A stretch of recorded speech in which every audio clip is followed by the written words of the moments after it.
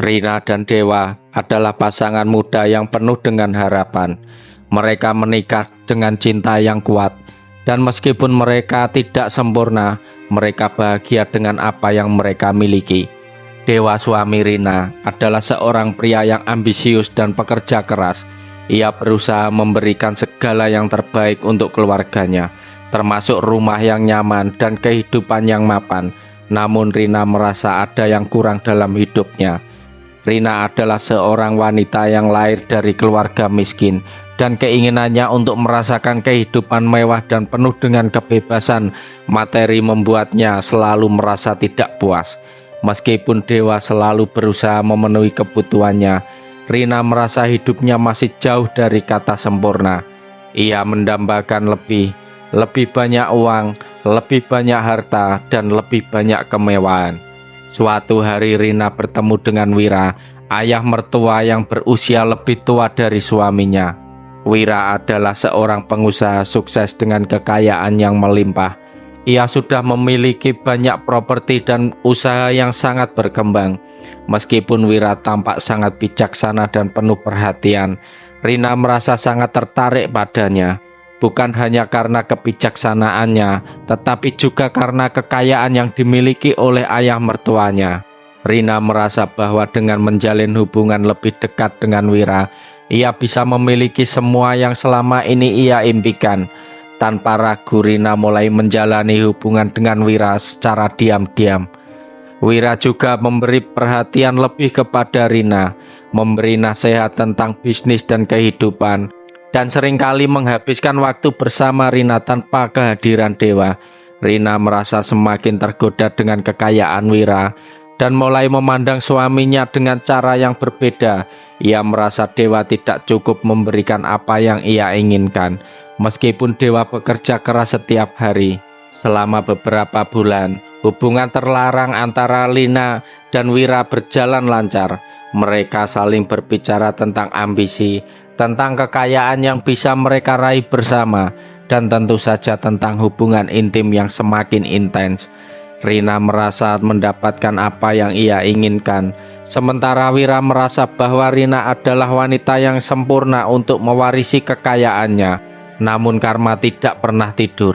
Suatu hari Dewa memutuskan untuk pulang lebih awal dari biasanya. Ia merasa ada yang aneh, dan hatinya mulai curiga. Ketika ia tiba di rumah, ia merasakan suasana yang sangat berbeda. Rumah yang biasanya riuh dengan suara Rina menyambutnya terasa sunyi. Dewa memutuskan untuk mengecek keadaan di ruang tamu. Saat itulah ia mendengar suara-suara yang mengerikan, suara bisikan yang penuh gairah, dan suara tawa lembut yang tak asing baginya. Dewa yang semakin curiga mendekat perlahan dan membuka pintu ruang tamu. Di sana ia melihat sesuatu yang tidak pernah ia bayangkan sebelumnya. Rina, istrinya, sedang duduk di pangkuan Wira, ayah mertuanya. Mereka saling berpelukan dengan penuh gairah, dan Wira mencium bibir Rina dengan penuh hasrat. Dewa terdiam, tubuhnya terasa beku. Ia merasa seperti dunia di sekitarnya runtuh. Hatinya hancur, dan ia merasa sangat dikhianati. Ia ingin berteriak, tetapi hanya bisu. "Rina, ayah, apa yang kalian lakukan?" Suaranya terdengar sangat tercekat, hampir tidak bisa keluar. Rina yang menyadari kedatangan Dewa terkejut, air mata mulai mengalir di wajahnya. Wira yang melihat Dewa hanya bisa menunduk. Tidak ada kata yang bisa mereka ucapkan, karena semuanya sudah jelas. Dewa merasa seperti ditusuk-tusuk dengan pisau tajam. Semua pengorbanannya, semua cintanya hancur dalam sekejap. "Ini semua salah Dewa," kata Rina dengan suara gemetar. "Aku terlalu terjebak dalam ambisiku untuk memiliki segalanya. Aku tidak tahu harus bagaimana." Dewa dengan air mata yang mengalir menatap dengan tatapan yang penuh luka. "Jadi ini semua hanya tentang uang dan kekayaan. Aku bekerja keras setiap hari untuk memberi kalian yang terbaik. Tapi ini yang aku dapatkan." Suara Dewa bergetar dengan kesedihan yang mendalam. "Kamu telah menghancurkan segalanya." Dewa berjalan keluar dari rumah, meninggalkan Rina dan Wira dengan kesunyian yang mencekam. Ia pergi tanpa tujuan, berusaha mengumpulkan kekuatan untuk memahami bahwa semuanya telah berubah. Namun karma selalu menuntut balasan. Malam itu Dewa tidak pulang. Ia merasa hancur dan dunia yang selama ini ia bangun runtuh dalam sekejap. Sementara itu Rina dan Wira tetap berada di rumah. Tidak bisa berkata apa-apa. Keadaan menjadi semakin buruk. Rina yang merasa bersalah mulai merasakan tekanan batin yang sangat berat. Setiap malam ia terbangun dengan mimpi buruk yang mengganggu pikirannya. Rasa bersalah mulai menghantuinya. Ia merasa ada yang tidak beres dengan hubungan ini, dan ia tidak bisa lagi tidur dengan tenang. Setiap kali ia menutup mata, ia merasa ada tangan yang menekannya, seolah-olah ada sesuatu yang menuntut balas atas perbuatannya. Beberapa hari setelah kejadian itu, Rina mulai merasa ada yang aneh dengan tubuhnya. Awalnya ia mengira hanya kelelahan, tetapi lama-kelamaan ia merasakan sakit yang luar biasa. Tubuhnya mulai lemah dan ia merasa seperti terjebak dalam mimpi buruk yang tak kunjung berakhir. Suatu malam Rina terbangun dengan rasa sakit yang tak tertahankan di dadanya. Ia merasakan sesak di dadanya dan tubuhnya mulai menggigil. Ketika ia melihat cermin, ia terkejut melihat wajahnya yang berubah pucat, matanya yang kosong, dan tubuh yang semakin kurus. Azab yang ia rasakan seakan menjadi hukuman dari apa yang telah ia lakukan. Rina pun dibawa ke rumah sakit, tetapi dokter hanya bisa menggelengkan kepala. Kami tidak tahu pasti apa yang terjadi. Namun kondisi fisik dan mental Anda sangat buruk. Mungkin ini adalah akibat dari tekanan batin yang Anda alami.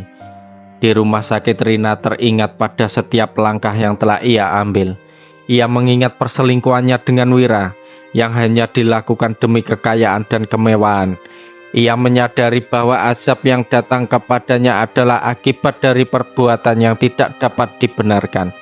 Hatinya mulai dipenuhi penyesalan, namun semuanya sudah terlambat. Rina merasa bahwa kebahagiaan yang ia cari selama ini kini berubah menjadi penderitaan yang tiada akhir. Saat Dewa kembali ke rumah, ia mendengar kabar tentang kondisi Rina yang semakin memburuk. Ia datang untuk melihatnya. Meski hatinya masih penuh dengan luka. Rina, aku tidak tahu apa yang terjadi padamu.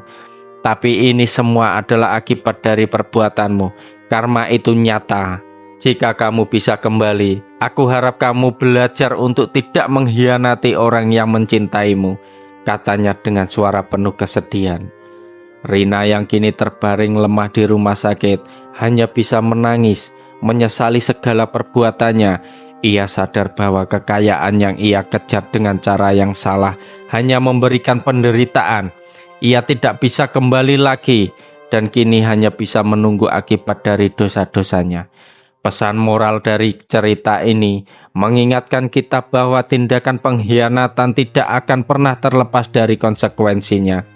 Meskipun seseorang mungkin meraih kekayaan dan kemewahan dengan cara yang salah, ia akan selalu dibayangi oleh rasa bersalah dan azab yang datang sebagai balasan. Kejujuran, kesetiaan, dan cinta sejati adalah hal-hal yang jauh lebih berharga daripada segala kekayaan yang dapat diperoleh dengan cara yang tidak benar. Karma adalah hukum yang tidak bisa dihindari. Dan pada akhirnya kebenaran akan selalu terungkap membawa balasan atas segala perbuatan yang buruk. Kalau suka video ini, kasih like, komen, dan share ke teman-teman kalian. Dan pastinya subscribe untuk konten-konten cerita seru berikutnya.